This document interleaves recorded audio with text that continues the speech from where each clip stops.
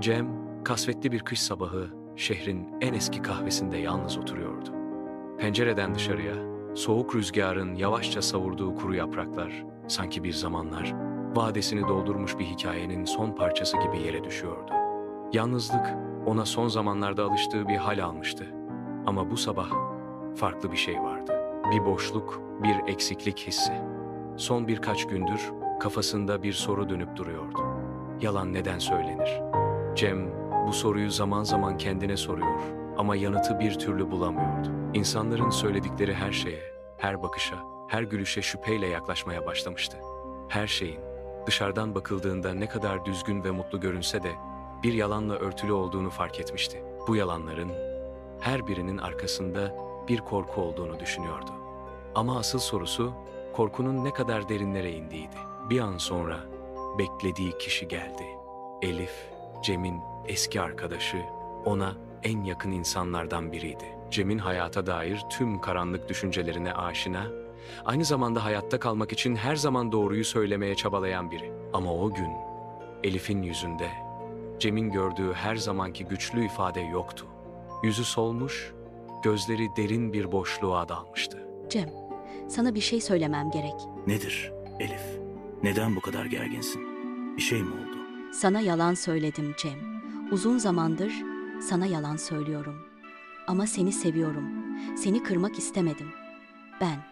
Ben sana gerçekleri söylemeye cesaret edemedim. Çünkü korkuyordum. Cem gözlerini Elif'in gözlerine dikti. Bir sessizlik aralarındaki mesafeyi doldurdu. Cem, Elif'i hep güçlü, kararlı bir insan olarak bilmişti. Ama bu an onu sarsmıştı.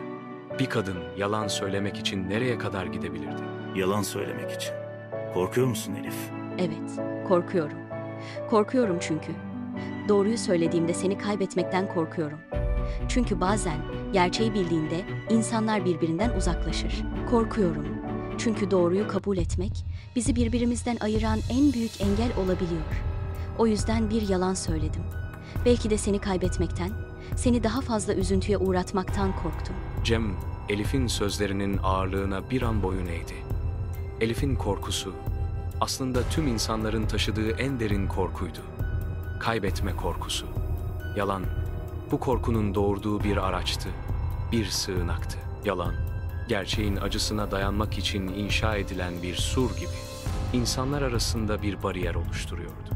Cem, Elif'in içindeki korkuyu anlamıştı. Ancak bir gerçeği fark etmişti ki, yalan bir zaman sonra seni değil, yalnızca seni korumak isteyenlerin içini boşaltır. Yalan seni hiçbir zaman korumaz Elif. Yalan sadece o korkuyu besler, büyütür. Gerçekse gerçek her zaman en acı verici haline bile olsa bir şekilde seni özgürleştirir. Ama bazen gerçeği kabul etmek insanın içini mahveder. Bazen yaşadığın dünyadan kaçmak istersin ve kaçmak için en kolay yol yalan söylemektir. Evet Elif, yalan bazen bir sığınak gibi gelir. Ama bir sığınak seni korumaz.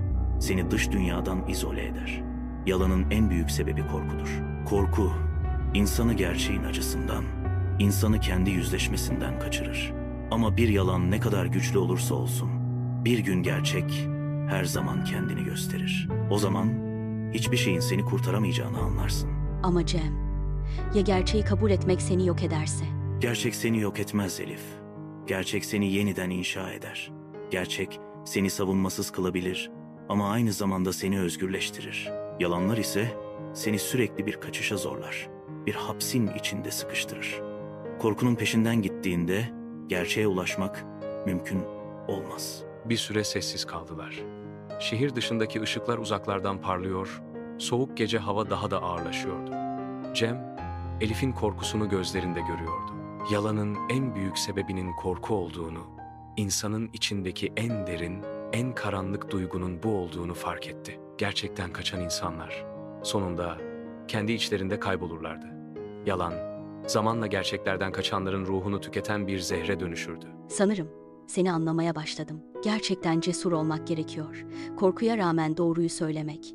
Her şeyin başlangıcı belki de burası. Evet, belki de insanın en büyük cesareti Doğrulardan kaçmadan yaşamak da gizlidir. Gerçekle yüzleşmek, acıyı kabul etmek demektir. Ama unutma, yalan yalnızca seni ve seni sevenleri aldatır. Bir gün o yalanın yankıları seni olmaktan uzaklaştırır.